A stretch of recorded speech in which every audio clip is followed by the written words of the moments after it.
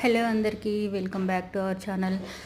చల్లగా ఉదయం సాయంత్రం అయితే చాలా చల్లగాలి మంచు కురుస్తుంది కదా, అలాంటప్పుడు ఇలా వేడివేడిగా మిర్చి బజ్జీలు తినాలంటే చాలా మందికి ఇష్టము. అదేంటో మరి నేనైతే ఒక 25 మందికైనా వంట ఈజీగా చేసి పెడతాను, కానీ ఈ బజ్జీలు మాత్రం అస్సలు కుదరవండి.